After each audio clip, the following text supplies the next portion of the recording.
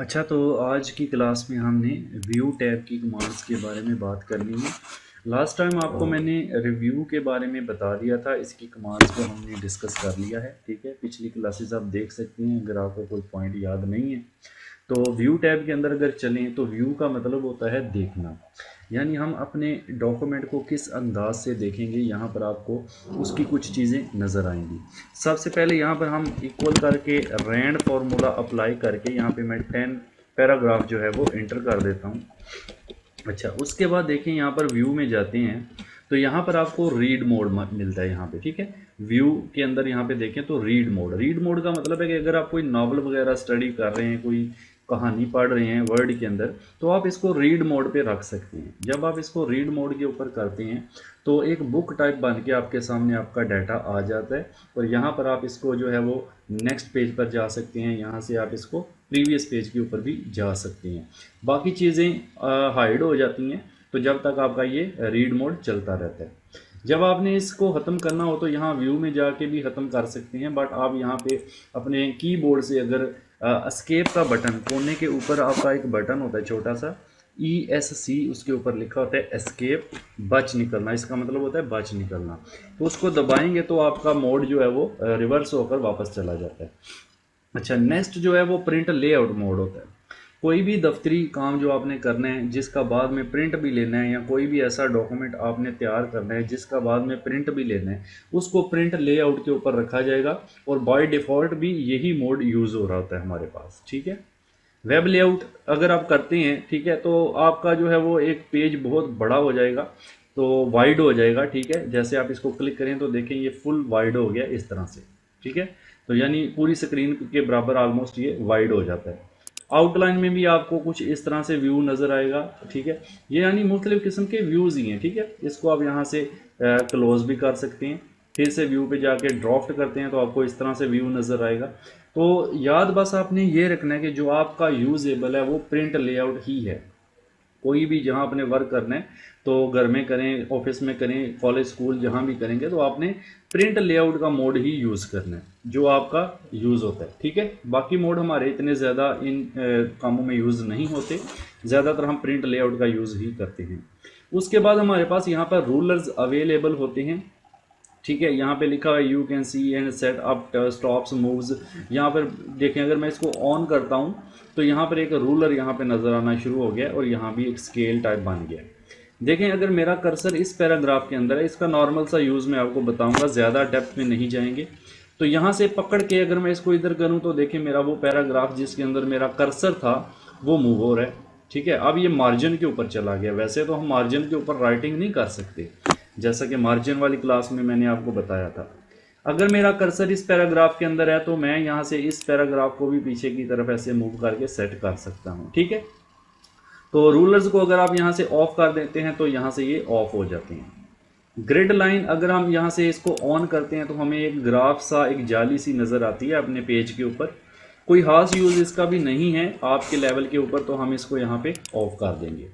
तो अब उसके बाद आ जाता है नेविगेशन पैन। ठीक है, नेविगेशन पैन में हम एक चीज़ का यूज़ कर सकते हैं कि जब हम इसको ऑन करते हैं तो हमें तमाम किस्म की हेडिंग्स वगैरह शो करेगा, पेजेस शो करेगा। अभी देखें एक ही पेज है और यहाँ स्टेटस में भी पेज 1 ऑफ 1 नज़र आ रहा है। तो नया पेज अगर लेके आना हो तो उसका शॉर्टकट होता है Ctrl+Enter, यानी आपने अपने कीबोर्ड से कंट्रोल का बटन दबा के रखना है, प्रेस करके रखना है, और साथ इंटर की दबानी है। जितनी बार ये आप करेंगे आपके पेजेस इंटर होते जाते हैं। नहीं, अब देखें ये टोटल 4 ऑफ 4 हो चुका है। ठीक है, तो आप किसी भी पेज को, ब्लैंक पेज को अगर डिलीट करना चाहते हैं तो जस्ट इसको ऐसे सेलेक्ट करें। ठीक है, यहाँ से नेविगेशन पेन ऑन करें ऐसे, और पेजेस में जाएं और इसको पेज को सिलेक्ट करें। ठीक है, और कीबोर्ड से डिलीट का बटन दबा दें। इस तरह आपका पेज जो है वो डिलीट भी हो जाता है। ठीक है, तो ये पेजेस जो एक्स्ट्रा है वो मैं डिलीट कर रहा हूँ। ठीक है, तो इस तरह से ब्लैंक पेज मैंने देखे नीचे वाले जो है वो डिलीट कर दिए। इस तरह से आप अपने जो ब्लैंक पेज है वो डिलीट कर सकते हैं। अच्छा, उसके बाद नेविगेशन पेन को ऑफ करते हैं। नेक्स्ट आप देखें तो تو یہاں پر یہ جو زوم کا سیکشن نظر آ رہا ہے بیسیکلی یہ جو زوم آپ کا یہاں پر اویلیبل ہوتا ہے یہ وہی چیز ہے، ٹھیک ہے. یہاں پہ دیکھیں ابھی یہ 120% زوم مجھے نظر آ رہا ہے. اگر میں یہاں سے 100 پہ کلک کروں گا تو یہاں بھی 100 ہو جائے گا، ایک ہی چیز ہے، ٹھیک ہے. اگر آپ یہاں پر زوم پر کلک کرتے ہیں کتنا آپ کو رکھنا ہے، اگر آپ 200 کرتے ہیں اوکے کرتے ہیں تو یہاں نیچے بھی 200 ہو جائے گا. تو یہ چیز وہی ہے کہ آپ ادھر سے کر لیں یا ادھر سے کر لیں، ٹھیک ہے. اس کے بعد یہ دیکھیں پیج وڈتھ ہے. پیج وڈتھ کا مطلب ہے کہ یہ پورے پیج کی چوڑائی کے برابر ایسے پورے پیج کو چوڑا کر دے گا سکرین پر، یہ دیکھیں، ٹھیک ہے.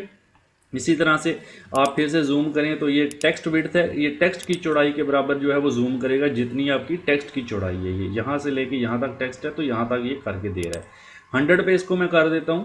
یہاں پہ اگر 1 پیج آپ رکھتے ہیں تو ہمیں ایک ایک پیج ایسے دکھائی دے گا، بٹ یہ تب آپ کو سمجھ آئے گی. میں کنٹرول+انٹر کر کے کچھ نئے پیجز بھی لے لیتا ہوں.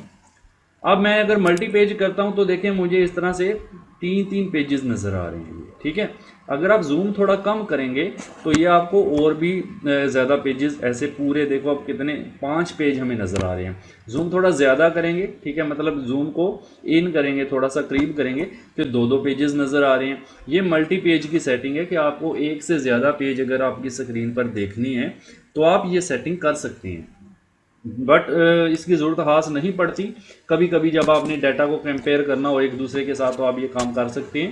ادروائز 1 پیج کے اوپر ہی کلک کر کے ہمیں ایک ایک پیج کی سیٹنگ نظر ایسے آئے گی، نیچے ایک ایک پیج ہمیں لائن وائز نظر آئے گا. تو یہ پیج وڈتھ اگین آ گیا ہے. جب آپ اس کو کلک کرتے ہیں تو ہمارا جو پیج ہوتا ہے یہ فل چوڑائی میں ایسے پھیل جاتا ہے سکرین کے اوپر. تو یہ بھی زوم کی ہی ایک قسم ہے. یہاں پر دیکھیں 157% اس کا زوم ہو چکا ہے پیج وڈتھ کے اوپر، ٹھیک ہے. تو یہ زوم کی ہی ایک قسم ہے. اچھا، اس کے بعد آگے آتا ہے نیو ونڈو. نیو ونڈو کا مطلب ہے دیکھیں ابھی یہ ورڈ کی ایک ونڈو اوپن ہے، اس کو میں یہاں سے منیمائز اور میکسیمم بھی آسانی سے کر سکتا ہوں. اگر نیو ونڈو کریں گے تو اسی ونڈو کی ایک کاپی بن گئی ہے. یہاں پہ دیکھیں ڈاکومنٹ 1-2 لکھا آ گیا ہے، ٹھیک ہے، 1:2.